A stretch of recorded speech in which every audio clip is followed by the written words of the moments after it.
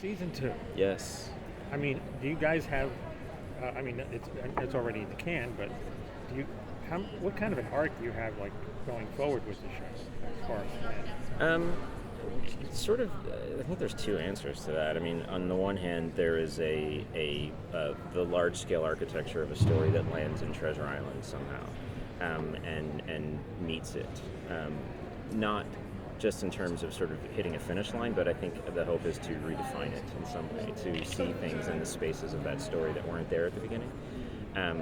The second answer is sort of from where we are now. How do we take these characters that some of which don't have any connection to that book and arc them out? I think we have a pretty good sense of where it goes. I think there's an element of history to Nassau that's a bit of a guide in terms of the things we want to see happen to them. And I think in terms of the relationships between them, I think we have a pretty good sense of who matters to who and how we want to see that all play out. It doesn't end well for anybody, so we know that. Yeah, exactly. So it's just a question of how, I guess. I wanted to know, how do you balance that kind of the style of attitude that anyone can die at any point in time, even though, going back to Treasure Island as the example, some of them carry on further in the storyline? It's a great question. I think there's a stakes issue, I guess, in being in a show where you know that certain people can't die.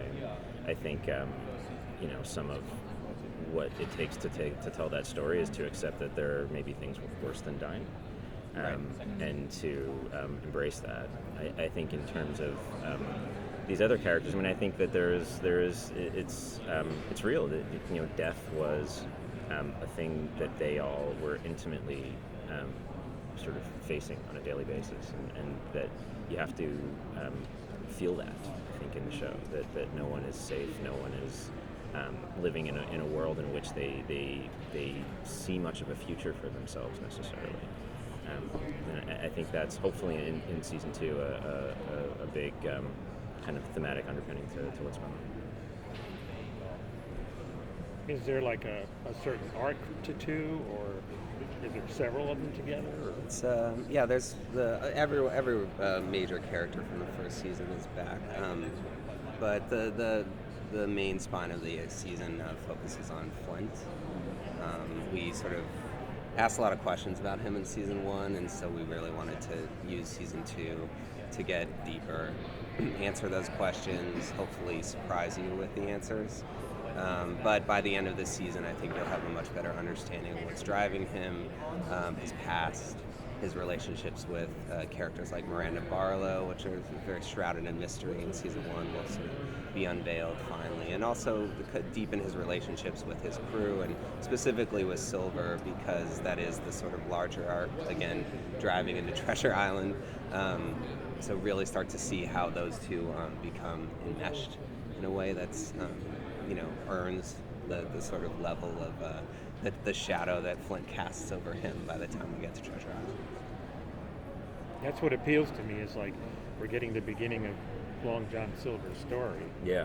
I mean, in Treasure Island, he's full blown. We don't know anything about him except what he tells us. And as Actor Pleasant pointed out, it's a little embellished probably. So it's like there's fact and fiction. Yes. There's when we went back and read the book, it's I hadn't read it since I was a kid before a few years ago, and it's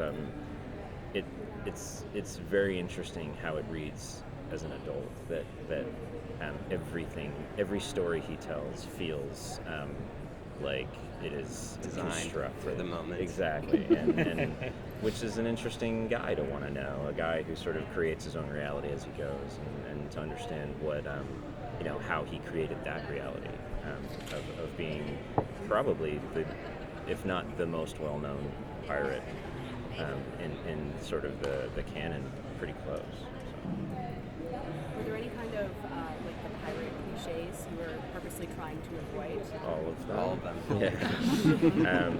Yeah. I think we desperately wanted to just rip it apart and understand what it was like to wake up in the morning and know that your livelihood depended on 50 other guys getting on a very large boat and taking things from people. That's an experience that there is romance to it on some level, and I think that's why this genre is so kind of well known and powerful. But at the same time, there's awfulness to that, and there's a kind of emotional reality to that life that we really wanted to explore. I think in order to get that, you have to pull all the parrots out and make it a human story. So, and I think season 2 is really about that. About now that you understand kind of the lexicon of how we want to make the show work. Now in season 2, we wanted to start pulling these people apart one at a time and understand how they exist in that world. And was that the intrigue and romance of that era and everything that was going on? Was that what drew you to create this in the first place? It's kind of, I mean, everybody loves pirates. Yeah. You know, it's a genre that it's so woven into what movies are and to what adventure is in movies, and I think the opportunity that presented itself was to make the great big version of it, but to do it, you know, in a premium cable universe where we didn't feel compromised. We didn't feel like we needed to make it simple. We didn't feel like we needed for the adventure to be about good guys and bad guys. And that's an opportunity that's really rare, to be able to do something that big and try to do the complicated version. It was also good that you're showing it warts and all too. That some of the romanticism is kind of deflated because it's a tough life, really. Yeah, they're thieves, and you know, there's an element of you know, that there's theater to it, but at the same time, there is a constant threat of violence. That's a world that doesn't want to be cute. I think, you know, it wants to be real. So. And what about for the people that might be like, oh, it's just another pirate show, I'm not gonna watch it? Another pirate show. How many are there? Exactly.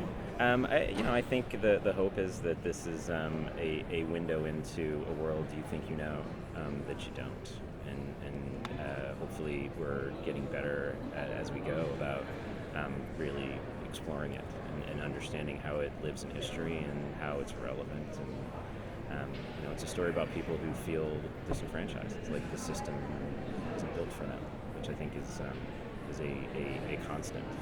And they also have great big ships they get to play with. So. Right, which is I think, you know, trying to deliver that scale over and over and over again. And really, season 2 we had 10 episodes. We only had 8 the first season, and we really, you know, wanted to try and sort of up ourselves in terms of what you see and where we go and the level of ship action, the environments. I mean, we really tried to expand where our camera goes this season. We travel to London for a significant storyline. We also travel to the actual colonies. So again, trying to expand the world and really deliver on the epic scope that you would expect from a show that has Michael Bay's name in it.